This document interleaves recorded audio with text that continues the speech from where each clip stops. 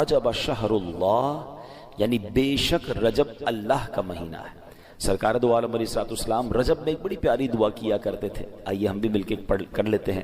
اللہم بارک لنا فی رجب وشعبان وبلغنا رمضان، اے اللہ پاک ہمارے لیے رجب اور شعبان میں برکت عطا فرما اور ہمیں رمضان تک پہنچا دے، آمین۔ اب ذرا غور کریں اس دعا میں رجب اور شعبان کی برکت کی دعا کے ساتھ ساتھ رمضان سے کیسا پیار چھلک رہا ہے کہ ہمیں رمضان تک پہنچا دے، ہمیں رمضان سے ملا دے۔ تو یہ اللہ والوں کو رمضان سے بڑا پیار ہوتا ہے۔ یہ تینوں مہینے بڑے کمال کے، رجب اللہ کا مہینہ، شعبان کے بارے میں آقا فرماتے الشعبان الشہری، شعبان میرا مہینہ ہے، اور رمضان کے بارے میں فرمایا کہ رمضان میری امت کا مہینہ ہے۔ اب آپ غور کریں کہ گویا نور کی سیڑھیاں ہیں، رحمت کا راستہ ہے، پہلے رجب آیا، پھر شعبان آیا، اور سبحان اللہ پھر رمضان۔ علامہ صفوری رحمۃ اللہ تعالی نے بڑی پیاری بات فرماتے ہیں، آپ فرماتے ہیں رجب جو ہے وہ بیج بونے کا مہینہ، شعبان ان بیجوں پر پانی ڈالنے کا مہینہ ہے۔ جو تھوڑی بہت فصل اور باغ کو سمجھتے ہیں، پہلے کیا کرتے ہیں ہم؟ بیج ڈالتے ہیں، پھر پانی ڈالتے ہیں، اس کا خیال رکھتے ہیں، پھر کیا ہوتا ہے؟ پودا اگ جاتا ہے، فصل ریڈی ہو جاتی ہے۔ تو فرمایا رجب بیج بونے کا مہینہ ہے، شعبان ان بیجوں پر پانی ڈالنے کا مہینہ ہے، اور رمضان فصل کاٹنے کا مہینہ ہے۔ اور پھر اس کو ڈیفائن کیا انہوں نے، وہ کیا ہے؟ فرماتے ہیں جو رجب میں عبادت کا بیج نہیں بوتا، شعبان میں ان بیجوں پر اپنے آنسوؤں سے آبیاری نہیں کرتا، یعنی پانی نہیں ڈالتا، تو وہ رمضان میں رحمت کی فصل کیسے کاٹے گا؟ تو بی پریپیئر، تیار ہو جائیے، اب عبادت کا سلسلہ شروع کرنا ہے۔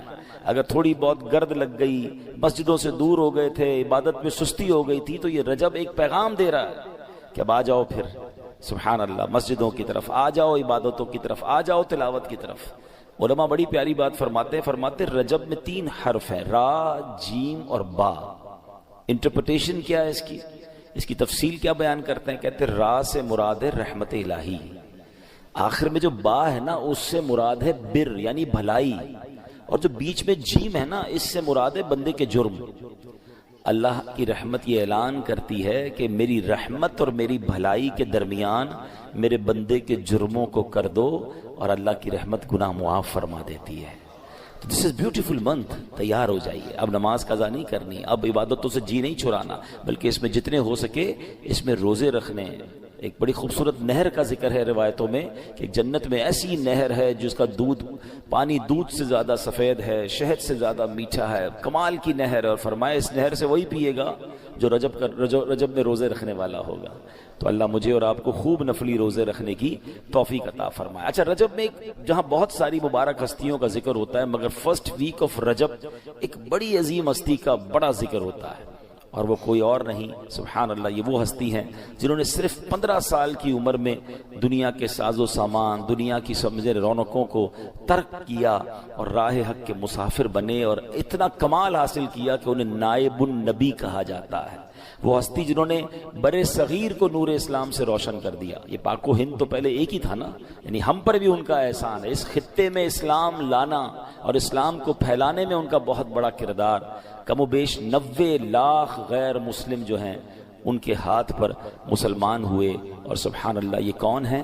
یہ خواجہ خواجگان، سلطان الہند، وارث النبی، نائب النبی، عطائے رسول، جنہیں دنیا خواجہ معین الدین حسن سنجری چشتی اجمیری رحمت اللہ تعالی کے نام سے جانتی ہے۔ آپ 537 ہجری میں سجستان کے علاقے سنجر میں پیدا ہوئے۔ نجیب الطرفین سید ہیں، یعنی والد اور والدہ دونوں کی طرف سے آپ سید زادے ہیں۔ 12 واسطوں سے آپ کا سلسلہ مولا کائنات مولا علی شیر خدا کرم اللہ تعالی وجہ الکریم سے جا ملتا ہے۔ 15 سال کی عمر میں ہی آپ کے والد کا سایہ آپ کے سر سے اٹھ گیا تھا۔ 15 سال کی عمر میں ہی آپ نے گھر بار چھوڑا اور راہ خدا کے مسافر بن گئے۔ یہ بھی بڑا کمال کا واقعہ ہے۔ والد صاحب کا انتقال ہوا تو آپ کو اچھی خاصی جائیداد مل گئی، باغ بھی ملا، پنچکی بھی ملی، گویا ایک اچھی پراپرٹی مل گئی۔ 15 سال کے نوجوان کو زیادہ پیسے مل جائیں اور باپ کا سایہ بھی نہ ہو تو نارملی تربیت اچھی نہ ہو تو وہ اولاد اور بگڑ جاتی ہے۔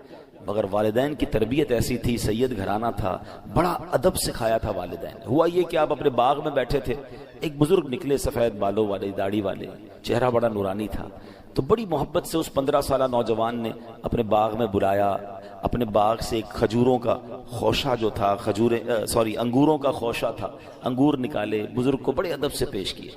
اب وہ بزرگ اللہ کے بہت بڑے ولی تھے، انہوں نے دیکھا 15 سال کا نوجوان اتنا باادب، اتنی محبت، تو آپ نے اپنی نگاہ ولایت ایسی ڈالی اور اپنی جھولی سے ایک ایسا کھلی کا، سمجھ لے اناج کا کوئی ٹکڑا نکالا اور انہیں کھلا دیا۔ بس 15 سال کے نوجوان نے اللہ کے ولی کا وہ تبرک کھانا تھا، وہ نگاہ ولی پڑھنی تھی کہ آپ کی دنیا بن گئی اور آپ خواجہ معین الدین چشتی اجمیری بن گئے۔ پھر آپ علم دین کے لیے نکل پڑے، آپ نے اپنا باغ بھی اللہ کی راہ میں خیرات کر دیا، لوگوں کو تقسیم کر دیا۔ مگر یہاں خواجہ معین الدین چشتی کی زندگی کا جو ٹرننگ پوائنٹ تھا نا، وہ بڑا کمال کا ہے، وہ غور کیجئے، وہ کیوں ملا نہ یہ مرتبہ؟ وہ کہتے ہیں نا، با ادب با نصیب، بے ادب بد نصیب۔ ہمیشہ زندگی میں یہ فارمولہ یاد رکھیں، نوجوان بیٹھے ہیں، بچے بیٹھے ہیں، زندگی میں با ادب رہیے گا، بے ادبی نہ ہو، گستاخی نہ ہو، جو روڈ انداز ہوتا ہے نا، آج کل کا نوجوان بوڑھوں کے سامنے بھی چیخ چیخ کر بات کر رہا ہوتا ہے، بزرگوں سے بھی ادب سے بات نہیں کر رہا ہوتا۔ بے شک ہم کسی کو جانے نہ جانے، بے شک وہ غریب ہے یا ہمارا ملازم ہی کیوں نہ ہو، لیکن اگر عمر میں ہم سے بڑا ہے تو ہمارا کام ہے کہ ہم ادب سے بات کریں، ہم پیار سے بات کریں، سفید بالوں کا احترام کریں، ہمارے والد کی جگہ ہے، اور ادب ہی لوگوں کو مقام دلاتا ہے، بے ادبی برباد کر دیتی ہے۔ تو زندگی کا یہ اصول بنا لیں، اور اسی طرح بزرگوں کو چاہیے، بڑوں کو چاہیے وہ بچوں پر شفقت کریں۔ کتنا خوبصورت ریلیجن ہے میرا اور آپ کا کہ اللہ کے نبی علیہ الصلوۃ والسلام فرماتے ہیں، جس کا مضمون ہے کہ جو اپنے چھوٹوں پر شفقت نہ کرے اور اپنے بڑوں کا ادب نہ کرے وہ ہم میں سے نہیں۔ ابھی کتنی ایک ہی جملے میں ساری بات فرما دی نا، چھوٹے ہیں تو بڑوں کا ادب کریں، بڑے ہیں تو بچوں پر، چھوٹوں پر شفقت کریں، اور اگر یہ نہیں کرتے تو نبی پاک نے کیا فرمایا، وہ ہم میں سے نہیں۔ اگر سرکار دو عالم علیہ الصلوۃ والسلام نے ہی ہمیں اپنی بارگاہ سے دور کر دیا تو پھر ہم نے کہاں جانا ہے؟ تو اپنی زندگی کا اصول بنائیں، نرم، پولائٹ، ہمبل، سافٹ، اور یہی لوگ سب کو پسند آتے ہیں۔ بچوں کو بھی بزرگ وہی اچھے لگتے ہیں جو بیٹا کہہ کر پیار سے بات کرتے ہیں، ہر وقت جھاڑنے والے بزرگ بھی اچھے نہیں لگتے، اور بزرگوں کو بھی یقیناً وہ نوجوان اچھے نہیں لگتے جو بدتمیزی کرتے ہیں۔ اللہ کرے یہ بات ہمیں سمجھ آ جائے۔ تو اللہ نے 15 سال کے نوجوان کو ولایت کا کیسا درجہ عطا فرمایا، اس کی بیس کیا بنی تھی؟ ادب تھا، بزرگوں سے پیار تھا۔ تو کیا معلوم آج ہم کسی بزرگ سے پیار کریں، کسی سے محبت سے پیش آئیں، اور اس کا بارگاہ الہی میں کیا مرتبہ ہو، اس کی نظر پڑ جائے اور ہمارا بھی بیڑا پار ہو جائے۔ نگاہ ولی میں وہ تاثیر دیکھی، نگاہ ولی میں وہ تاثیر دیکھی، بدلتی ہزاروں کی تقدیر دیکھی۔ خواجہ خواجگان خواجہ غریب نواز کا وصال کب ہوا؟ 6 رجب تھی 633 ہجری میں، اور آپ کا جو مزار شریف ہے وہ سبحان اللہ اجمیر شریف میں واقع ہے۔ خواجہ ہند وہ دربار ہے اعلیٰ تیرا، کبھی محروم نہیں مانگنے والا تیرا۔ آپ کے بارے میں اب جب ہم نے قرآن پاک کی آیت پڑھی، اب آئیے اس کو دوبارہ سمجھتے ہیں۔ قرآن پاک کی اس آیت کا جز کیا تھا؟ ان الذین آمنوا وعملوا الصالحات، بے شک وہ جو ایمان لائے اور نیک اعمال کیے۔ پہلے کنڈیشن بیان ہوئی اور پھر آگے انعام بیان ہوا۔ کنڈیشن کیا ہے؟ ایمان اور نیک اعمال، یہ 2 اہم باتیں ہیں۔ قرآن کریم میں جہاں جہاں فضیلت کا ذکر ہے نا، آپ پڑھیں گے 2 باتوں کا بار بار ذکر ہوگا، وہ جو ایمان لائے اور نیک اعمال کیے۔ ان الذین آمنوا وعملوا الصالحات، سبحان اللہ، ان کو جہنم کے چھٹکارے کی خوشخبری بھی سنائی گئی، اور اس کو بھی کس کو سنائی گئی؟ جو ایمان والا ہو اور نیک اعمال کرتا ہو۔ دنیا اور آخرت میں کامیاب کون ہے؟ جو ایمان لائے اور پھر نیک اعمال کرے۔ قرآن مجید میں ایک اور جگہ فرمایا ان الانسان لفی خسر، بے شک آدمی ضرور خسارے میں، یعنی پہلے تو اعلان کر دیا نا ساری خسارے میں، مگر اب اس کے اندر سے کیٹیگری کو الگ کیا گیا۔ وہ کیٹیگری کیا ہے؟ الا الذین آمنوا وعملوا الصالحات، باقی سارے خسارے میں، مگر یہ لوگ نہیں ہیں۔ وہ کون ہیں؟ جو ایمان لائے اور اچھے کام کیے۔ الحمدللہ جتنے اس وقت مجھے سن رہے ہیں، ہم اس بات پر اللہ کا بہت شکر ادا کرتے ہیں کہ ہم ایمان والے ہیں، یہ بھی اللہ کی عطا ہے۔ لیکن ایک اگلی کنڈیشن کیا ہم پوری کر رہے ہیں؟ ایمان والے تو ہو گئے ہیں، کیا اچھے کام کر رہے ہیں، نیک اعمال کر رہے ہیں؟ وہ نہیں کر رہے، کیونکہ اگر وہ نہیں کریں گے تو کنڈیشن پوری نہیں ہوگی، جب بات پوری نہیں ہوگی تو انعام بھی نہیں ملنا۔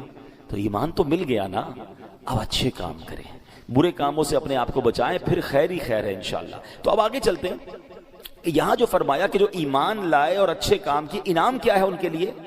سَيَجْعَلُ لَهُمُ الرَّحْمَنُ وُدًّا، ان قریب رحمان ان کے لیے محبت پیدا کر دے گا۔ ہائے ہائے، ایک بات اور یاد رکھیے، کچھ لوگ بڑی کوشش کرتے ہیں لوگ مجھ سے محبت کریں، نہیں کرتے، لوگ پیسہ خرچ کرتے ہیں، سوشل میڈیا پہ پیسہ خرچ کرتے ہیں، وائرل ہونے کے بہانے ڈھونڈتے ہیں، کوئی صحافی کو پکڑتا ہے میرا انٹرویو چھاپو، کوئی کہتا ہے میری اخبار میں خبر لگاؤ، کوئی خود ہی خود اپنی چیزیں وائرل کر رہا ہوتا ہے، نئی محبت پیدا ہوتی ہے۔ اور کچھ ایسے ہوتے ہیں جو چاہتے نہیں ہیں مگر اللہ کروڑوں لوگوں کے دلوں میں ان کی محبت ڈال دیتا ہے۔ یہ کیا ہے؟ یہ کیسے ہوتا ہے؟ ایک بات یاد رکھیے، محبت کی نہیں جاتی، کروائی نہیں جاتی، محبت خود ہی ہوتی ہے، اور یہ اللہ کی عطا ہے۔ اللہ پاک اپنے پیاروں کو، کس کو؟ جو نیک عمل کریں اور سبحان اللہ ایمان والے ہیں اور نیک عمل کریں، پھر اللہ ان کے لیے محبت پیدا کرتا ہے۔ اور کیسے پیدا کرتا ہے؟ اب ذرا غور کرتے جائیے گا۔ سرکار دو عالم علیہ الصلوۃ والسلام کی بارگاہ میں ایک بار مولا علی شیر خدا نے اس حدیث کی، اب ذرا غور کیجئے، مولا علی سوال کرنے والے، اور سوال کس سے کر رہے ہیں؟ رسول پاک علیہ الصلوۃ والسلام سے، اور اسی آیت کی تفصیل مانگ رہے ہیں کہ حضور اس کا معنی کیا ہے؟ شیر خدا کہتے ہیں کہ یا رسول اللہ، یہ جو اللہ کا فرمان ہے سَيَجْعَلُ لَهُمُ الرَّحْمَنُ وُدًّا، ان قریب رحمان ان کے لیے محبت پیدا کر دے گا، اس کا مطلب کیا ہے؟ اللہ اکبر، اللہ کے نبی نے اس کو خوبصورت انداز میں بیان فرمایا، اے علی، جو ایمان لاتا ہے اور نیک اعمال کرتا ہے، اللہ پاک مسلمانوں کے دلوں میں ان کی محبت رکھ دیتا ہے، فرشتے بھی ان سے محبت کرتے ہیں، اور نیک لوگوں کے دلوں میں بھی اس کی عزت رکھ دی جاتی ہے۔ اب دیکھیں سبحان اللہ، اللہ پاک راضی ہو گیا نا۔ اصل پرابلم یہاں یہی ہو رہا ہے کہ ہم سب کو راضی کرنے کے چکر میں رب کو ناراض کر دیتے ہیں۔ اگر اس کو تھوڑا چینج کر لیں، ہم رب کو راضی کر لیں، تو قرآن میں تو رب خود فرما رہا ہے نا کہ میں باقی کو میں راضی کر دوں گا، باقی کے دلوں میں محبت میں ڈال دوں گا۔ ہم چارے لوگ مجھ سے پیار کریں، اور اس پیار کروانے کے چکر میں، عزت بنانے کے چکر میں، نام بنانے کے چکر میں، فیم حاصل کرنے کے چکر میں اللہ کو ناراض کر رہے ہیں۔ نہ رب راضی ہوا، نہ بندے راضی ہوئے ہیں۔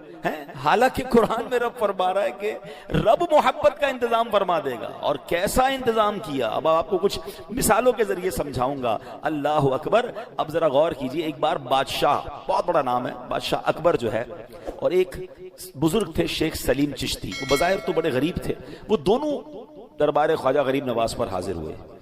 خواجہ صاحب کے مزار پر بڑے بڑے بادشاہ اس وقت بھی آتے تھے، اب بھی آتے ہیں۔ تو اکبر بادشاہ بھی تھا اور شیخ سلیم صاحب بھی ساتھ تھے۔ تو بادشاہ نے شیخ سلیم صاحب سے پوچھا کہ اے سلیم، یہ تو بتاؤ خواجہ غریب نواز کا رتبہ کیا ہے، مرتبہ کیا ہے؟ تو حضرت شیخ سلیم کہتے ہیں کہ خواجہ حضور کی شان یہ ہے کہ وقت کا بادشاہ اکبر اور ایک فقیر سلیم، وہ دونوں کتنی دیر سے دربار پر حاضر ہیں مگر ابھی تک باریابی کا شرف نہیں ملا ہے۔ یعنی دربار وہ ہے جہاں بادشاہ لائن لگا کے کھڑا ہے اور ابھی موقع نہیں مل رہا حاضری کا، اجازت نہیں مل رہی ہے۔ تو یہ ہوتا ہے اولیاء کرام کا مرتبہ۔ سر بھلا کیا کوئی جانے کہ ہے کیسا تیرا، غوث پاک کے بارے میں لکھا نا اعلیٰ حضرت نے، آپ کا سر اقدس کی شان تو کون جانے، سر بھلا کیا کوئی جانے کہ ہے کیسا تیرا، اولیاء ملتے ہیں آنکھیں وہ ہے تلوا تیرا۔ تو بڑے بڑے بادشاہ، بڑے بڑے جناب کر و فر والے اولیاء کرام کے دربار میں جاتے ہیں تو پھر ان کو ذرا پتہ چلتا ہے کہ اصل رتبہ کس کا ہے۔ آپ کو پتہ ہے ہندوستان کے بارے میں ایک شخص نے کتاب لکھی، انگریز تھا، اس نے بڑی تحقیق کی، پورے ہندوستان کا دورہ کیا، اور اپنی کتاب میں لکھتا ہے کہ میں نے ہندوستان کو دیکھا، کروڑوں لوگوں کا وطن ہے، مگر اس پر حکومت آج بھی ایک بازار میں رہنے والے خواجہ غریب نواز کی ہے۔ صدیاں گزر گئی ہیں مگر ہند کا راجہ خواجہ ہی ہے۔ بڑے بڑے راجہ آئے مگر جاتے کہاں ہیں؟ خواجہ غریب نواز کے دربار میں جاتے۔ یہ کیسے ہوا؟ اچھا میں آپ سب سے سوال کرتا ہوں، میں ڈیفینس میں اس وقت بیان کر رہا ہوں، کراچی میں رہنے والے نارملی ہماری محبتیں پتہ کیوں ہوتی ہیں؟ ہم سب کو اپنے بچوں سے پیار ہے، بالکل ہوتا ہے، ہمارا خون ہے نا، ہمیں اپنے ماں باپ سے پیار ہوتا ہے، ہمارے بڑے ہیں، ہمیں پال پوس کر بڑا کیا، ہمیں اپنے دوستوں سے پیار ہوتا ہے، رشتہ داروں سے پیار، because we have connection with them, اس لیے پیار ہوتا ہے۔ مگر یہاں جتنے بیٹھے ہیں ان میں سے کسی نے خواجہ کو دیکھا نہیں ہے، ہم خواجہ کے خاندان کے لوگ بھی نہیں ہیں، ہماری ملاقات بھی نہیں ہوئی ہے، ہم نے ان کی صحبت بھی نہیں اٹھائی ہے، مگر ہزاروں میل دور بیٹھ کر کیوں دل میں ان کی محبت ہے؟ ہم غوث پاک سے ملے نہیں ہیں، مگر کون ہے مسلمان جس کے دل میں غوث پاک سے محبت نہیں ہے؟ ہم حضرت ابوبکر صدیق سے نہیں ملے، حضرت عمر فاروق سے نہیں ملے، مولا علی سے نہیں ملے، حضرت عثمان غنی سے نہیں ملے، اہل بیت والوں سے نہیں ملے، کربلا والوں سے نہیں ملے۔ اب لسٹ دیکھیں کتنا پیار ہے ہمیں، بعض ہستیوں سے تو اپنے بچوں سے زیادہ پیار ہے۔ ہم امام حسین کے نام پر جان قربان کرنے کے لیے تیار ہو جائیں گے، کربلا والوں پر سب کچھ نچھاور کر دیں گے۔ کیوں؟ ایسے نہیں آتی محبت، یہ اللہ نے ڈالی ہے۔ اور یاد رکھیے گا، پہلے اللہ اپنے نیک بندوں کو آسمانوں پر مشہور فرماتا ہے۔ ہاں، اب ایک اور حدیث سنیے گا، آپ کا ایمان تازہ ہو جائے گا۔ حدیث پاک کی بڑی مشہور کتاب ہے مسلم شریف، ٹھیک ہے؟ اس کی حدیث ہے، سرکار دو عالم علیہ الصلوۃ والسلام فرماتے ہیں جب اللہ کریم کسی بندے سے محبت فرماتا ہے تو حضرت جبرائیل کو حکم دیتا ہے۔ اب سنیے گا ذرا، حضرت جبرائیل کو حکم دیتا ہے، انی احب فلانا فاحبہ، اے جبرائیل میں فلاں بندے سے محبت کرتا ہوں، تم بھی اس سے محبت کرو۔ اسٹارٹ کہاں سے ہو رہی ہے محبت؟ پہلے اللہ محبت فرماتا ہے، پھر حکم کسے دیتا ہے؟ اے جبرائیل میں پیار کرتا ہوں، میں محبت کرتا ہوں، تم اس سے محبت کرو۔ جبرائیل محبت کرنے لگتے ہیں، پھر یہ محبتوں کا سلسلہ رکتا نہیں ہے، پھر ثم ینادی فی السماء، پھر آسمانوں میں یہ اعلان کر دیا جاتا ہے کہ ان اللہ یحب فلانا فاحبوہ، اے آسمان والو بے شک اللہ فلاں سے محبت فرماتا ہے، تم بھی اس سے محبت کرنا شروع کر دو۔ یعنی آسمانوں پر شہرت ہو جاتی ہے، فرشتے محبت کرنے لگتے ہیں، پھر اللہ اب گویا سارے آسمانوں میں اللہ کے اس نیک بندے، اس ولی اللہ کی محبت عام ہو جاتی ہے۔ اس کے بعد کیا ہوتا ہے؟ حدیث پاک میں نبی پاک فرما رہے ہیں ثم یدعو له القبول فی الارض، پھر زمین میں اس بندے کی مقبولیت رکھ دی جاتی ہے، یعنی لوگوں کے دل اس کی طرف مائل کر دیے جاتے ہیں۔ اللہ اکبر! یہ آج اللہ والوں کی محبت جو ہمارے دلوں میں ہے نا، یہ محبت پہلے آسمانوں میں ہے، پہلے فرشتوں میں وہ مشہور ہوتے ہیں اور پھر زمین والوں کے دل ان کی طرف پھیر دیے جاتے ہیں۔ مجھے بتائیں نا، آج ہزاروں سال ہو گئے اولیاء کرام کو اپنے مزارات میں آرام فرما ہے، ہم کہیں اور نہیں جاتے، ہم ڈیفینس میں بیٹھے ہیں۔ کبھی جائیں، حضرت ہمارے عبداللہ شاہ غازی رحمۃ اللہ تعالی علیہ، یہ پہلی صدی کے بزرگ ہیں، 1300 سال پرانے بزرگ ہیں، مگر بتائیے کون سا دن ہے جہاں ان کی بازار پر جھمگٹا نہیں لگا ہوتا؟ دنیا بھر سے لوگ آ رہے ہوتے ہیں، ارے لوگ پنجاب سے آتے ہیں، خیبر پختونخوا سے آتے ہیں، بیرون ملک سے ہمارے مہمان آتے ہیں، کہتے ہیں ہمیں عبداللہ شاہ غازی جانا ہے۔ بھئی تمہیں کس نے بتایا عبداللہ شاہ غازی یہاں ہے؟ کہتے ہیں ہم نے پڑھا ہے، اللہ کے ایک ایسے ولی ہیں، اتنی بڑی ہستی ہیں، ان کے مزار پر جاتے ہیں، اپنا پیسہ خرچ کرتے ہیں۔ ایسا نہیں ہر جانے والے کی کوئی تمنا یا کوئی معاملہ اٹکا ہوا ہوتا ہے، بس اللہ ان کے دلوں کو پھیرتا ہے۔ کراچی میں رہنے والوں کو داتا صاحب جانے کی بڑی تمنا، بابا فرید جانے کی بڑی تمنا، ہم یہاں رہتے ہیں ہند جا نہیں سکتے، اجمیر شریف جانے کی تمنا۔ میں گیا ہوں اجمیر شریف،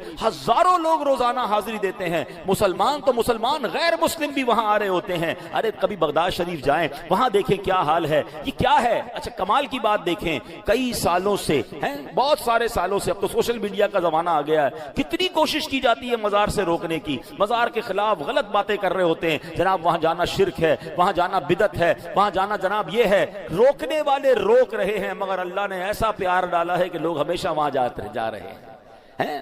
اچھا یہ ہاں میں ایک بات کو ضرور کلیئر کر دوں، ہمیں بھی پتا ہے کہ مزار شریف پر کچھ ایسے جاہل لوگ ہوتے ہیں جو غیر شرعی کام کرتے ہیں، لیکن ہمیشہ یاد رکھیں آپ کے ناک پر مکھی بیٹھی ہو تو ناک کاٹتے ہیں یا مکھی اڑاتے ہیں؟